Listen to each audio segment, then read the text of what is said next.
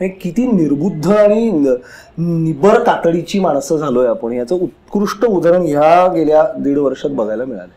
अगदी सिरियसली माणूस हा प्राणीनं खरंच नष्ट व्हावं पृथ्वी तलावरून, आपली लायकी नाही. भावनाही फार स्वस्त झाल्यात सगळ्यांच्या आणि पटकन जात निघते, आडनावं निघता. आहे मी रागीट, हो आहे मी रागीट, तुम्ही कारण देऊ नका ना मला चिडण्याचं.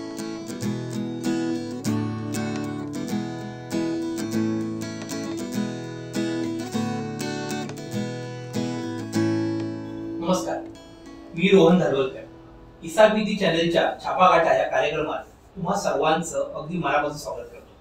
आज आपल्या बरोबर आहेत एक बेधडक व्यक्तिमत्व आस्ताद काळे. नमस्कार. नमस्कार. आस्ताद बद्दल सांगायचं झालं तर तुम्ही त्यांना बिग बॉस पासून ते असंख्य अशा मराठी चित्रपटातून, नाटकातून आणि सिरियल मधून पाहिले. त्याच्याच बरोबर आस्ताद गायक आहे. आता त्याच्या आयुष्याची जर्नी आपण थोडक्यात जाणून घेऊया. नमस्कार आस्ताद. नमस्कार. त्याआधी तुम्हाला एक छोटस गिफ्ट देतो. अरे वा. हा, आरू केअर हे हेल्थ प्रोडक्ट आहे. आरती पटेकर नावाच्या एक मुलगी चालवते, तर त्यांच्याकडून तुम्हाला एक गिफ्ट देण्यात आलं. वा वा, खूप खूप धन्यवाद. वा, इंटरेस्टिंग आहे सगळं आणि सर्व ऑर्गॅनिक आहे. क्या बात. त्यामुळे तुम्हाला अजून तंदुरुस्त व्हायला क्या बात आहे. सुरुवात हेल्दी झाली, आता हेल्दी झाली. मुळात आस्ताद हे नाव एवढं इंटरेस्टिंग आहे आणि हे कसं पहिले ठेवलं गेलं मुळात, हे आम्हाला पहिले जाणून घ्यायला आवडेल. हा खूप लोकांचा गैरसमज होतो की हे उर्दू शब्द आहे का, तर नाही, हा फारसी शब्द आहे. पर्शियन भाषा जी आहे फारसी, त्यामधला हा शब्द आहे. ह्याचा अर्थ देवदूत, म्हणजे खऱ्या अगदी पूर्ण अर्थ सांगायचा तर एंजल ऑफ ट्रुथ असा आस्ताद या शब्दाचा अर्थ आहे. आणि माझी आई जेव्हा गरोदर होती तेव्हा आई आणि बाबा पुण्यात आस्ताद देबू म्हणून एक डान्सर होते जगप्रसिद्ध, ते आत्ता नुकते गेले दुर्दैवानी ह्याच वर्षी. तर त्यांचा एक परफॉर्मन्स बघायला गेले होते आणि त्यांनी स्वतःचा एक वेगळा डान्स फॉर्म तयार केला होता. म्हणजे कथकली, कथक आणि बॅले ह्याचं एक कम्प्लीट संमिश्रण करून, आणि आपले जे माइम्स असतात फ्रेंच, एस्पेशली फ्रान्समधले मिमिक माइम म्हणतात त्यांना, ते पूर्ण पांढरा चेहरा करून चट्ट्या पट्ट्याचे कपडे घालून माइम्स करतात. ते असे काही डान्स फॉर्म्स, परफॉर्मन्स फॉर्म्स एकत्र करून त्यांनी स्वतःचा एक डान्स फॉर्म तयार केला होता. तर त्यांचा परफॉर्मन्स आईबाबांनी बघितला आणि तेव्हा त्यांनी ठरवलं की जर मुलगा झाला तर नाव आस्ताद ठेवायचं. पण नाव ठेवायचं त्यात असं वेगळंच काहीतरी ठेवायचं, कारण मी अगदी छातीठोकपणे सांगू शकतो, मी जवळजवळ 28 वर्षाचा होईपर्यंत माझ्या माहितीत पारसी कम्युनिटीमध्ये हे नाव असतं, पण ती कम्युनिटी सोडल्यास पुण्यात तरी दुसरा आस्ताद नव्हता अख्ख्या पुण्यात. इतकं वेगळं नाव ठेवायचं म्हणजे अर्थ माहिती पाहिजे, कारण लोक अर्थ विचारणार नावाचा आपल्या पोराला. त्यामुळे मग बाबांनी पुण्यामध्ये जी पारसी कम्युनिटीची एक वसाहत आहे, म्हणजे त्यांचं त्या वसाहतीत ते राहतात, तिकडे जाऊन त्यांचे जे पादरी असतात त्यांना जाऊन अर्थ विचारला. ते म्हणजे नाही, आम्हाला पण असं नीटचं सांगता येणार नाही. मग जरा अजून विचारपूस केली तरी नाही कळला. मग आस्ताद देबूंचं मुंबईतलं जे घर आहे तिथे त्यांच्या आई राहायच्या. तर त्यांचा नंबर मिळवून त्यांना फोन करून तुमच्या मुलाच्या नावाचा अर्थ काय, कारण आम्हाला आमच्या मुलाचं नाव ते ठेवायचंय. मग त्यांनी हा अर्थ सांगितला की असं असं आहे, म्हणून मग हे नाव ठेवलं गेलं. कारण नाव वेगळं पाहिजे. पटकन माझ्या पिढीतली पॉप्युलर नावं काय तर ऋषिकेश किंवा संदीप, सिद्धार्थ. पर्वतीवरनं ऋषिकेश हाक मारली तर साधारण 15,000 येतील पहिल्या 10 मिनिटं. असं नाही व्हायला पाहिजे. हे बाबाचे शब्द आहेत, माझे नाहीत. असं मला सांगा की तुम्ही म्हणजे लहानपणापासून ह्या क्षेत्रामध्ये कसे आलात आणि त्याची कधी लहानपणी तुम्ही ह्या क्षेत्रात येऊ इच्छित होता की नंतर तुझा प्रवास कसा होता? पुन्हा माझ्या आई, मी आता आई म्हणत नाही, मी ममा म्हणतो तिला, आणि माझ्या एका आजीला मी आई म्हणतो. सो ह्याच्या पुढे मी आई बाबा न म्हणता ममा बाबा म्हणतो. तर त्यांची ओळखच मुळात सत्यदेव दुबेंच्या थिएटर वर्कशॉपमध्ये झाली. सो ते बॅकग्राऊंड घरात होतच. त्यात बाबा शाळेत शिक्षक, आणि त्यांनी जवळजवळ म्हणजे नोकरीला लागण्यापासून ते रिटायर होईपर्यंत जवळजवळ 45 एकांकिका लिहिल्या मुलांसाठीच्या. जो त्याचा एक वेगळा पॉइंट ऑफ व्ह्यू होता. लहान मुलांची नाटकं किंवा एकांकिका म्हणजे बहुतांशी जादूचे प्रयोग, चेटकीण, राक्षस हिमगौरी आणि सातबुटके असा एक पायंडा पुण्यात अनेक वर्ष होता, अजूनही आहे दुर्दैवानी. पण लहान मुलांचे विषय हाताळणाऱ्या एकांकिका बाबांनी लिहिल्या. म्हणजे डिवोर्स किंवा सेपरेट होत असलेले पेरेंट्स, त्यांच्या मुलांवर त्या गोष्टीचा काय परिणाम होऊ शकतो. कारण बाबा स्वतः शिक्षक असल्यामुळे आणि अत्यंत पॉप्युलर असल्यामुळे आणि लहान मुलांची सायकोलॉजी ओळखत असल्यामुळे त्यांनी हे सगळं केलं. सो घरात ही सगळी बॅकग्राऊंड होती.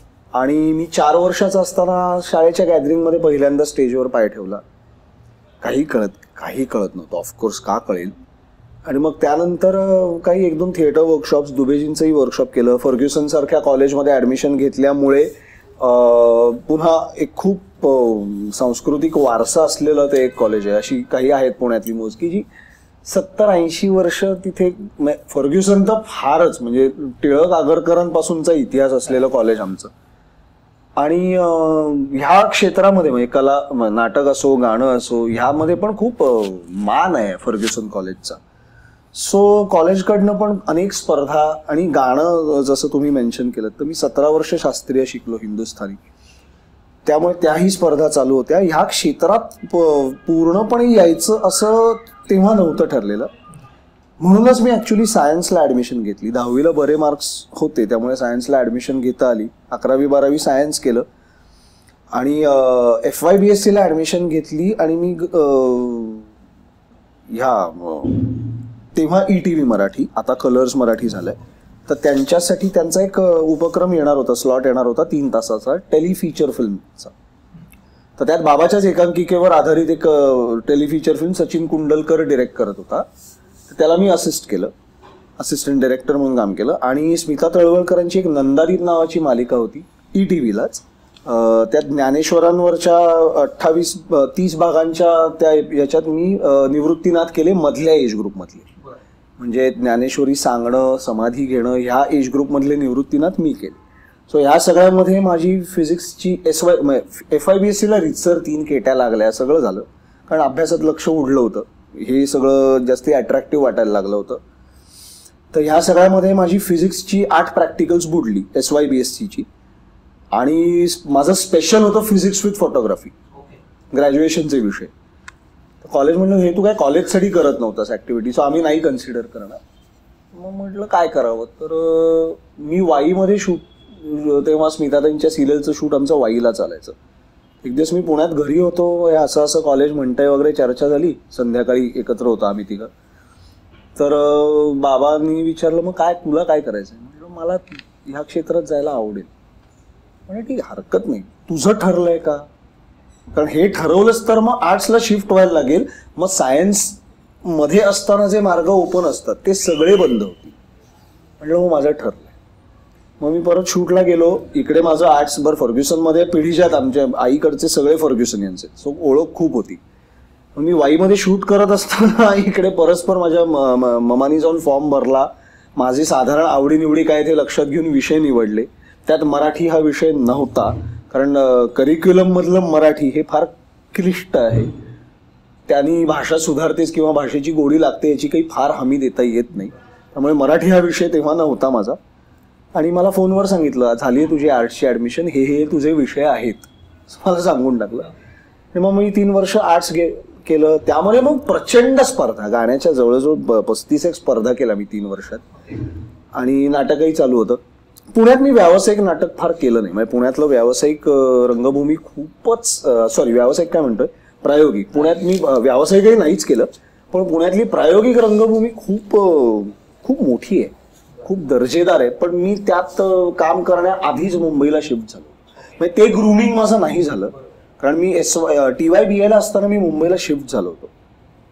आणि सुदैवाने म्हणा, खरं तर मी मुळात आळशी आहे स्वभावाने. खूप अंग जडजडून काम मिळवण्यासाठी मेहनत करायची माझी वृत्ती नाही हे माझ्या लक्षात कधी आलं, एकातनं दुसरं काम मिळत गेलं.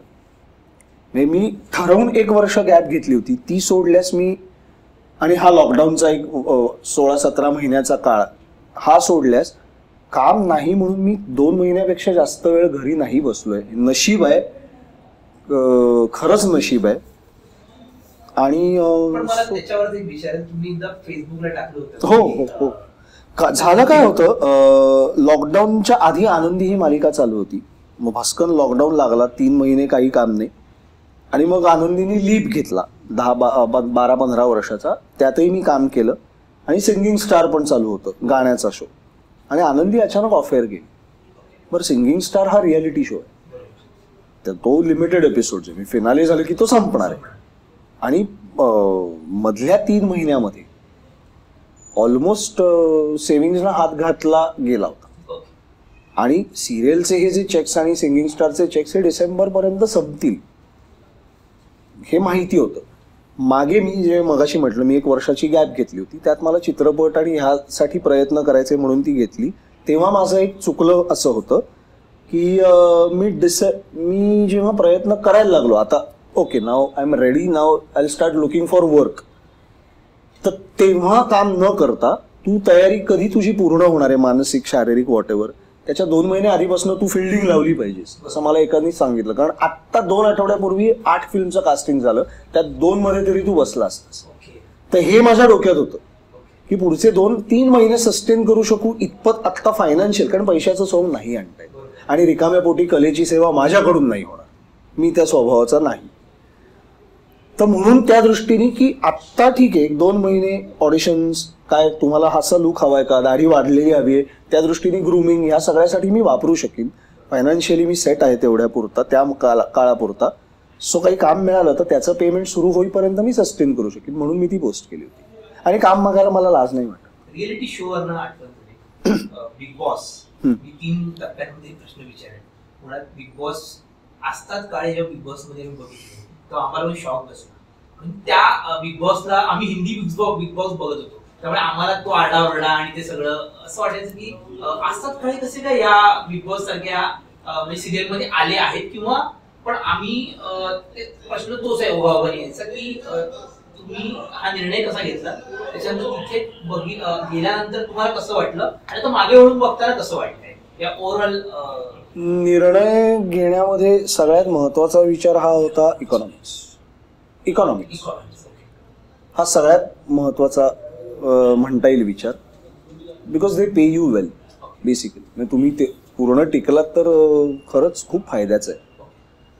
मधनं बाहेर पडलात, अगदीच म्हणजे 2-3 आठवड्यात बाहेर पडलात तर नुकसान होतं, कारण बिग बॉसची फिनाले टेलिकास्ट होईपर्यंत तुम्हाला दुसरं टेलिव्हिजनवर काही करता येत. ऍड्स करा, फिल्म्स करा, नाटक करा, हरकत नाही.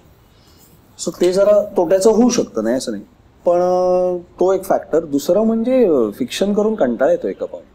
त्यातून आपल्याकडच्या डेली सोप्स ह्या मॅक्झिमम फिमेल ओरिएंटेड असतात.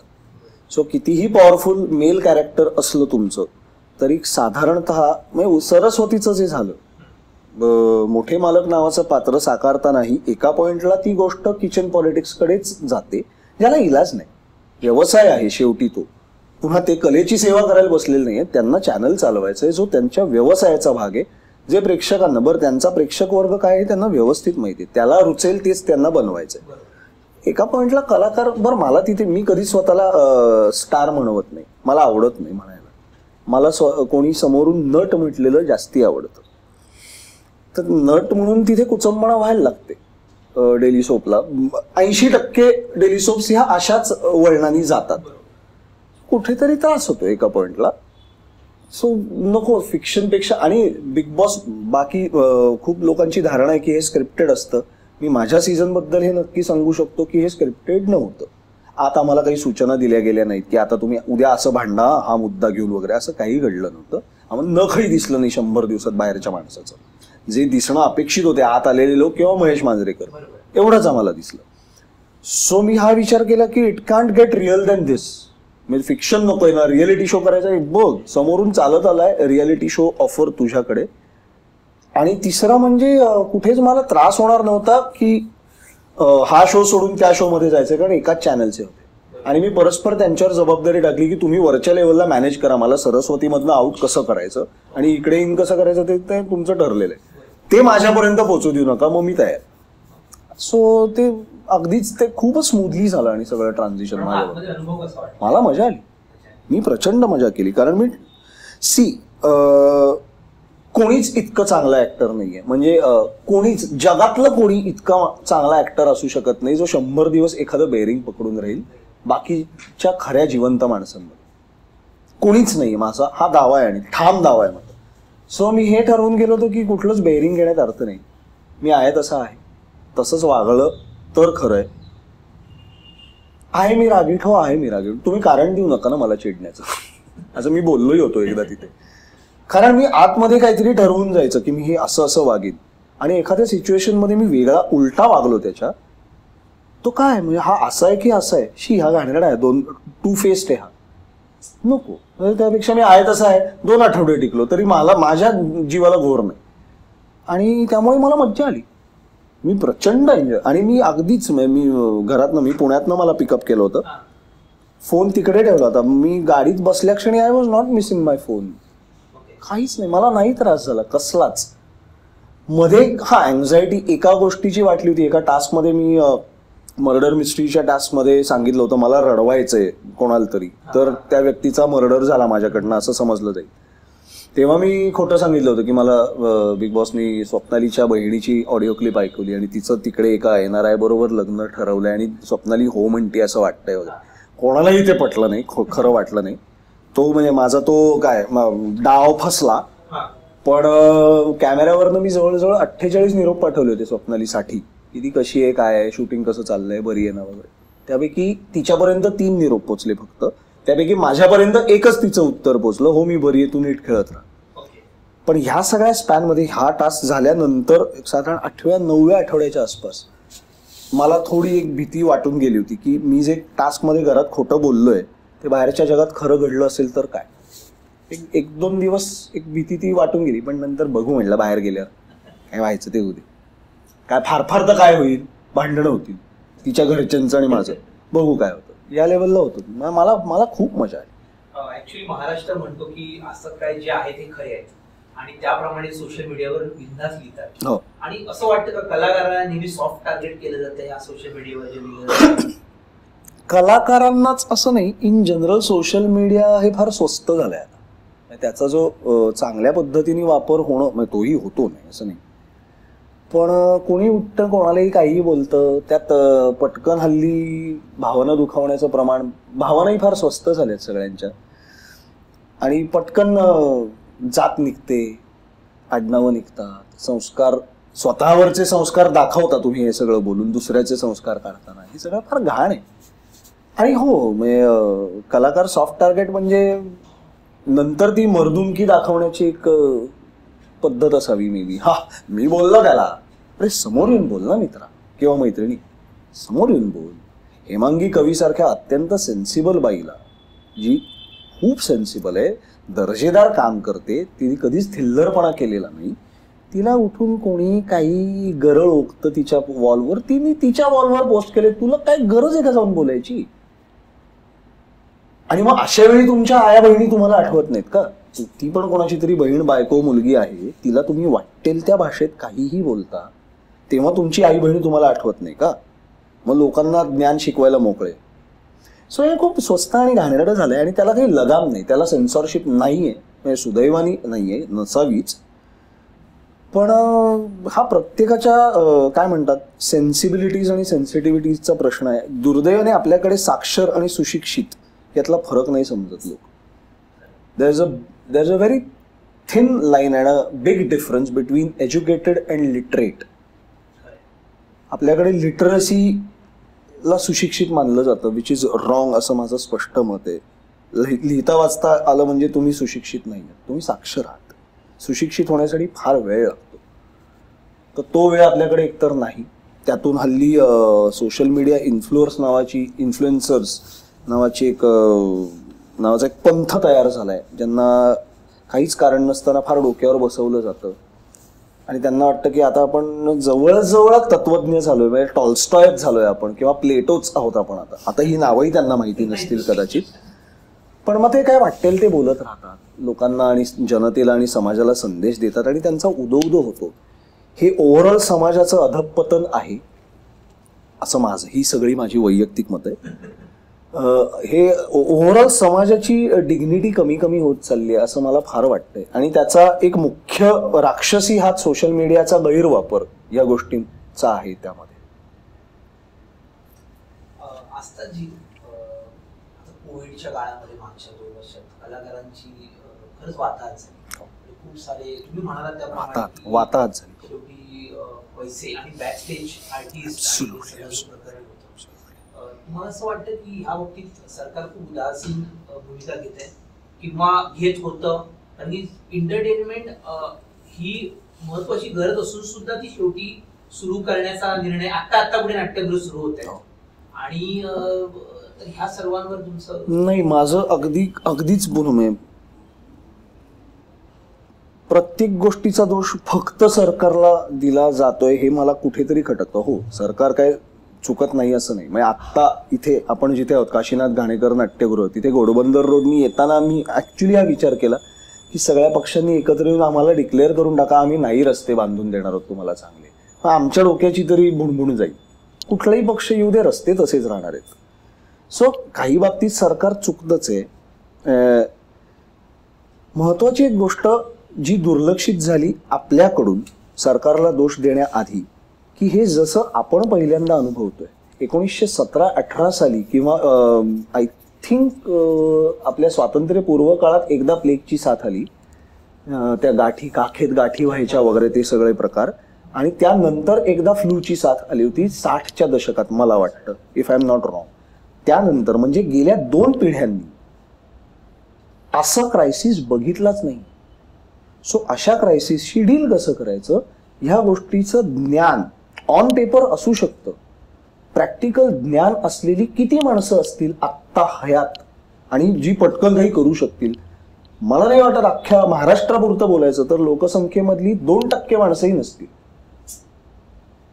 सो सगळ्यांसाठीच हे नवीन होतं आणि अचानक एक व्हायरस आहे हा. हे काय हल्ला म्हणजे शत्रू फिजिकल स्वरूपातले सैनिक नाही आले, ते हा एक जीवाणू आहे ज्याची काय म्हणतात, ज्याचा आक्रमक किती आक्रमक आहे हे अजून नीटचं कळलेलं नाही. अजून आता कळलं पण तेव्हा हे माहिती नाही.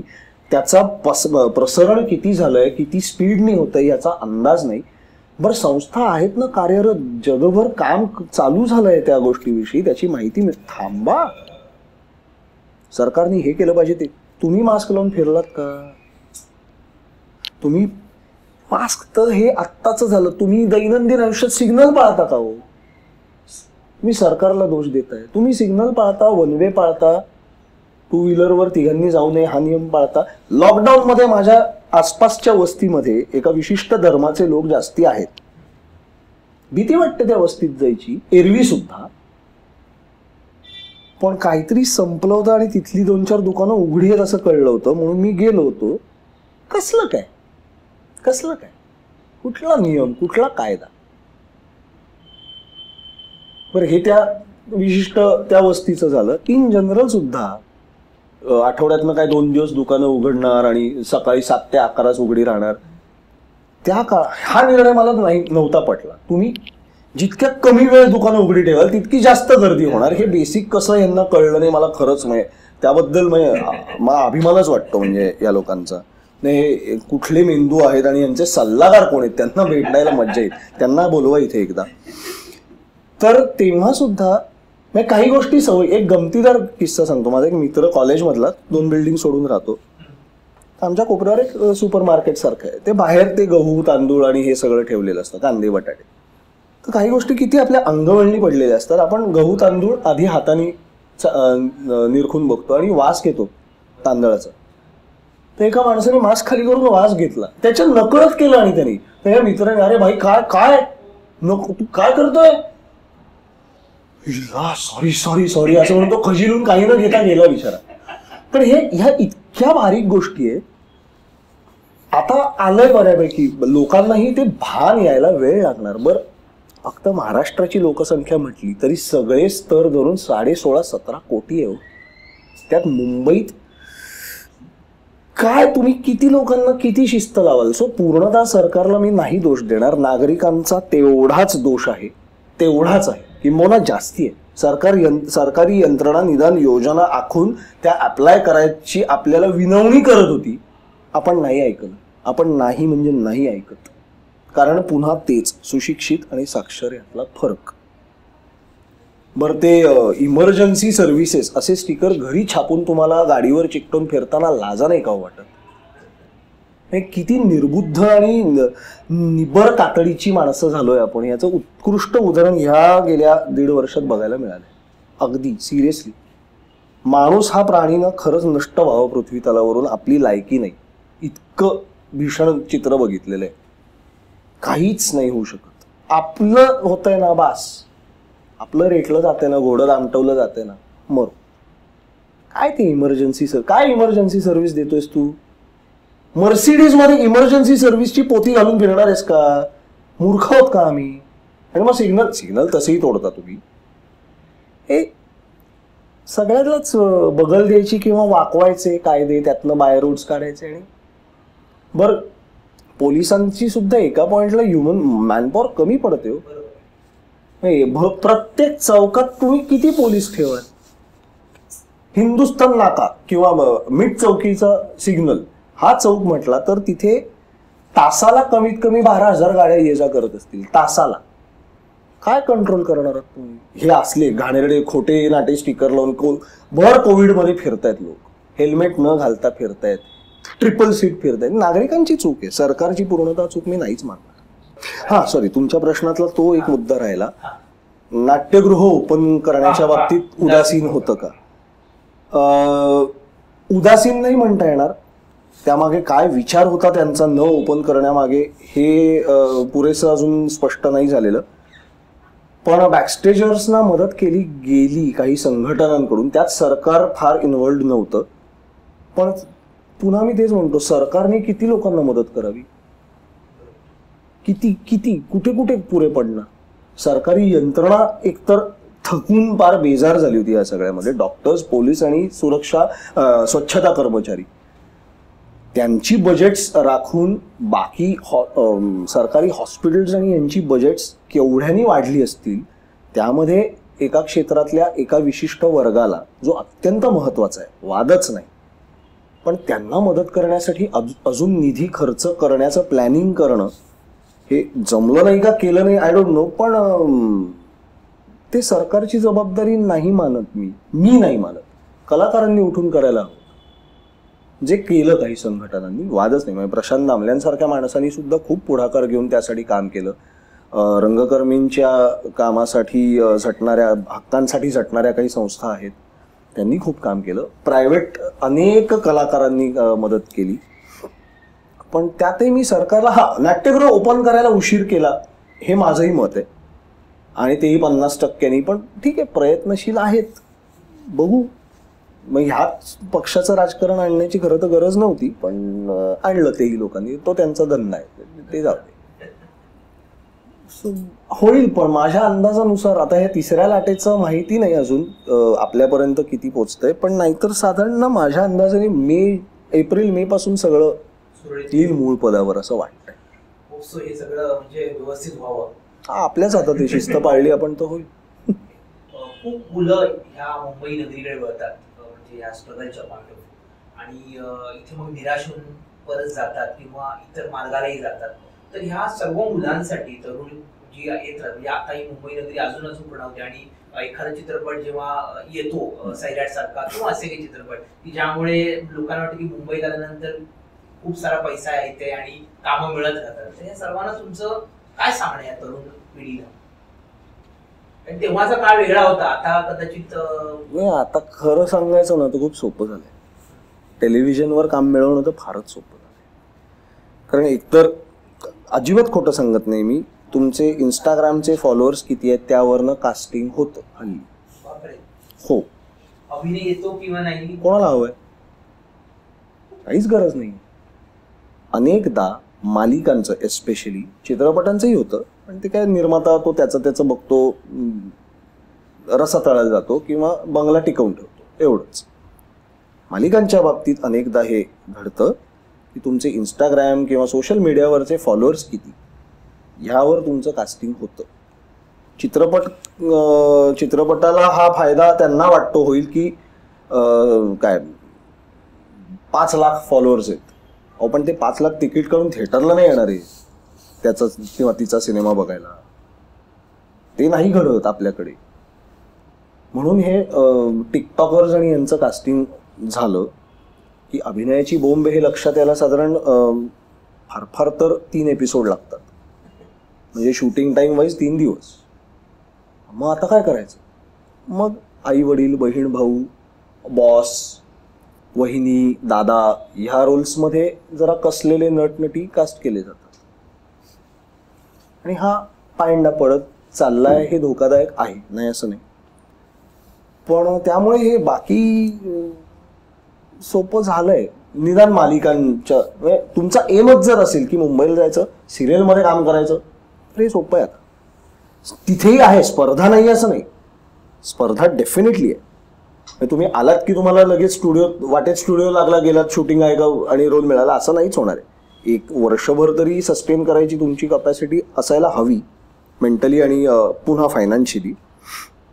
पण तुम्हाला जर सिरियसली या क्षेत्रात करायचं असेल, म्हणजे तुम्हाला नट म्हणून, नटी म्हणून विचारपूर्वक उभं राहायचं असेल या क्षेत्रात, तर माझा सगळ्यात पहिला सल्ला देणारा मी कोणी नाही, मी खूप लहान आहे अजून सल्ले वगैरे द्यायला, तरुण पिढीला मार्गदर्शन, दाढीवर जाऊ नका, मी तरुण आहे अजून. तर माझं एक काय म्हणतात मैत्रीपूर्ण विनंती नक्की असेल की थिएटर बॅकग्राऊंड ठेवा. खूप फरक पडतो.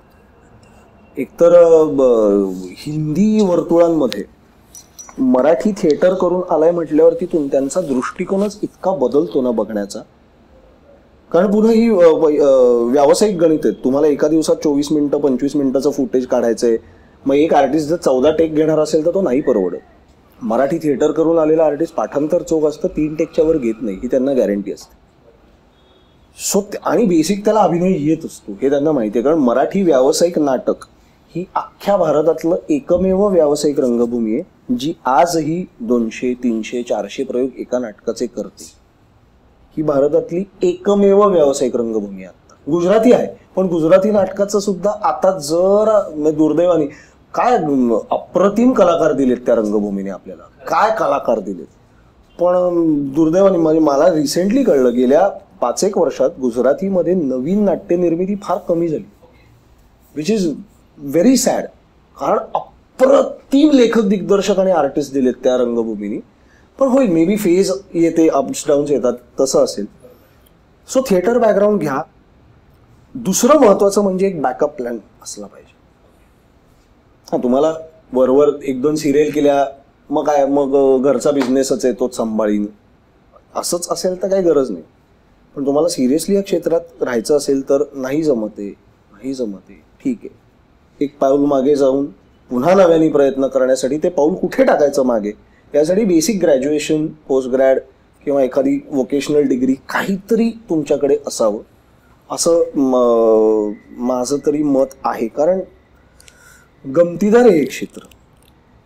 काही आजही नाही सांगतायत. बरं, आता हे असं जे काही कोविड सारखं सावट आहे ते अजून पूर्णतः हे जाणार नाही. पूर्णतः कोविड नष्ट झाला असं होऊच शकत नाही, तो व्हायरस आहे. सो पुन्हा त्याने डोकं वर काढलं तर पुन्हा 6 महिने सगळं बंद पडलं तर ह्या सगळ्या गोष्टींची तयारी किंवा त्याच्याशी तडजोड करण्याची तयारी, ह्या सगळ्या दृष्टीने खूप विचार करा. जर तुम्हाला सिरियसली पुढची 40 वर्ष करिअर या दृष्टीने यायचं असेल तर. नाही तर काय, या ऑडिशन द्या, मिळते एखादी सिरियल. बरं, तुमच्यात तेवढी तयारी नसाल करून आलात तुम्ही, तर तुमची क्षमताही तेवढीच आहे. 1-2 सिरियल करून तुम्हाला तसंही कोणी विचारणार नाही पुढे. कारण की आपल्या महाराष्ट्रामध्ये नाट्यशास्त्र शिकवणार आहे आणि अशा संस्था आणि ह्या खूप कमी, म्हणजे अशी छोटे क्लासेस आणि शिबिरं खूप आहेत. हो, पण मोठ्या युनिव्हर्सिटी पद्धतीचे जे हा, पण आता रिसेंटली आता एक फिल्म जी आम्ही केली, शेर शिवराज आहे, तिथे एक असिस्टंट डिरेक्टर आहे मुलगी, ती जळगावची आहे. तर जळगावला खूप वेल इक्विप्ड फिल्म मेकिंगच्या संदर्भातले कोर्सेस घेणारी एक ब्रांच युनिव्हर्सिटीने सुरू केली. मला इतकं बरं वाटलं. म्हणजे ती मुलगी, तिचा होमवर्क सगळा झालेला आहे. म्हणजे नॉर्मली कुठल्याही शूटिंगला नवीन असिस्टंट आले की त्यांच्यावर करायचे काही प्रँक्स ठरलेले असतात. म्हणजे कलर बार संपलेत घेऊन ये, ब्लॅक जिलेटिन घेऊन ये, हे ठरलेलं आहे आणि हे पिढीच्या पुढे पास ऑन केले जातात प्रँक्स. तिचं पहिलंच प्रोजेक्ट होतं हे प्रँक्स तर नाहीच तिच्यावर चालले, पण नंतर पण एक दोन जर सिरियस वाटतील कोणालाही पटकन, अरे काय गेलं म्हणजे चिप एक्सपोज झाली उन्हात ठेवल्यामुळे, आता डेटा गेला त्याच्यावरचा वगैरे, असं नाही होत. नको ना. म्हटलं ओके, होमवर्क करून आली बेसिक ही मुलगी. म्हटलं तू कुठे शिकलीस? मुंबई युनिव्हर्सिटी? नाही, जळगावला युनिव्हर्सिटीमध्ये हे आलंय सर. म्हणजे आहे गुड थिंग, त्या दिशेने जळगाव सारख्या ठिकाणी जर हे होत असेल, नागपूर, औरंगाबाद, पुणे, मुंबई इथल्या ड्रामा स्कूल्स किंवा फिल्म अँड FTII हे तर अप्रतिमच आहे. FTII तर फारच वरचा क्लास आहे. नाही, त्यांचं इक्विपमेंट त्यांच्याकडे असलेलं ते, त्यांच्याकडे मला हे करायचं होतं ऑडिओग्राफी FTII जाऊन पूर्वी, कारण गाणं आहे, म्युझिक बॅकग्राऊंड आहे, साऊंडचं थोडं ज्ञान आहे, तर वापर करता येईल म्हणून. तर तेव्हा FTII मध्ये जो मिक्सर होता तसे अख्ख्या एशियात 2 होते. एक चायनामध्ये कुठल्या तरी ह्याच्याकडे होता आणि एक आपल्याकडे FTII मध्ये होता.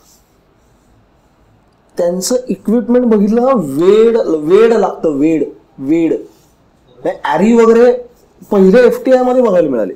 म्हणजे त्याच्यावर शिकून पोरं बाहेर पडतात आणि बाहेर इक्विपमेंटच नाहीये हे वापरायला, अशी तेव्हा वेळ होती.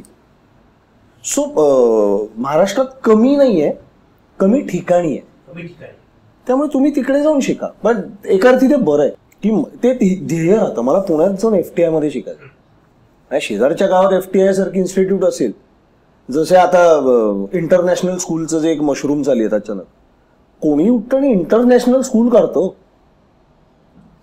शाळा ठीक आहे, त्यात शिक्षण उच्च दर्जाचं मिळत असेल, नाही असं नाही, मी अगदीच मान्य करतो, पण त्याचा बाकी विचार करता. थोडं विषयांतरे माहिती आहे मला, पण मुलांना तुम्ही खेळायला जागा देत नाही आहेत. मुलांना धुळीत उन्हात रापत नाही आहेत पोरं त्या वयातली. जेव्हा तुमचं इम्युनिटी बिल्ड होत असते त्या वयात तुम्ही त्यांना AC पॅकबंद खोलीत बसवून स्क्रीनवर आणि त्यांच्या समोरच्या स्क्रीनवर शिकवताय. उत्तम दर्जाचं शिक्षण असेल, पण ते नाही शिकले तर त्यांना साधारण वयाच्या 18-19व्या वर्षी जेव्हा ऍक्च्युअल जगात फिरायला लागतील तेव्हा इम्युनिटी नसणार आहे, तेव्हा ते आजारी पडणार आहेत. ही बेसिक आहे, असं माझंच पडेल. शाळा ही ग्राउंड असलेलीच असली पाहिजे. आणि वही लिहिता येत नाही मुलांना पेन हातात धरून, पण सवयच नाहीये, हे भीषण आहे. सो तसं ह्याचं व्हायला नको. गावोगावी नाट्य काय इन्स्टिट्यूट्स तशी आहे, खोटं बोलून काम देतो तुम्ही आम्हाला पैसे द्या म्हणणारे लोक, तेही एक सांगायचंय. असं जेव्हा सांगितलं जातं की तुम्ही आम्हाला 25,000 रुपये द्या, सिरियलमध्ये कामाची हमी वगैरे, अजिबात जायचं नाही. ते थोतांड असतं. तुम्ही साधारण त्यापेक्षा तुमच्या गावातल्या देवळात सादर होणाऱ्या नाटकात झाड म्हणून उभे राहा, चालेल.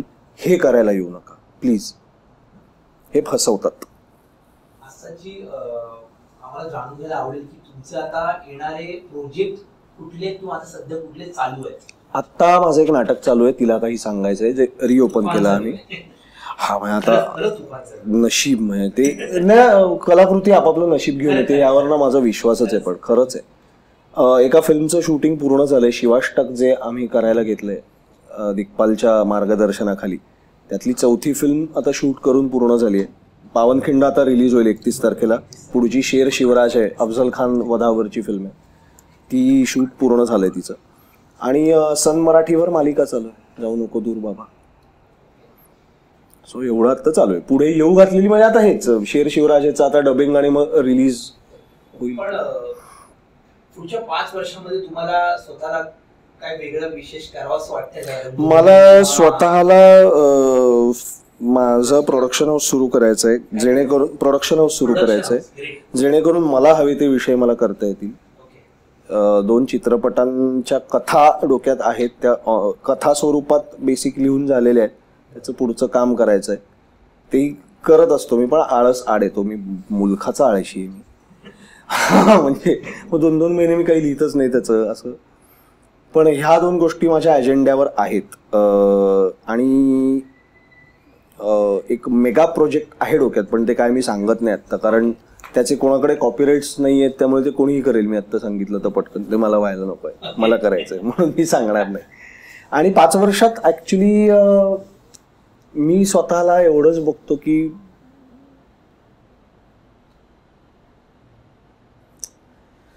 पार्ल्यात राहत होतो भाड्याने, ते घर सोडून जेव्हा इकडे आलो ह्या घरी, तेव्हा मी ठरवलं होतं 10 ते 15 वर्षाच्या आत पार्ल्यात स्वतःचं घर. कारण पार्ल्याचं मला नाळ जोडलंय, कारण ते खूप पुण्यासारखं फिलिंग आहे.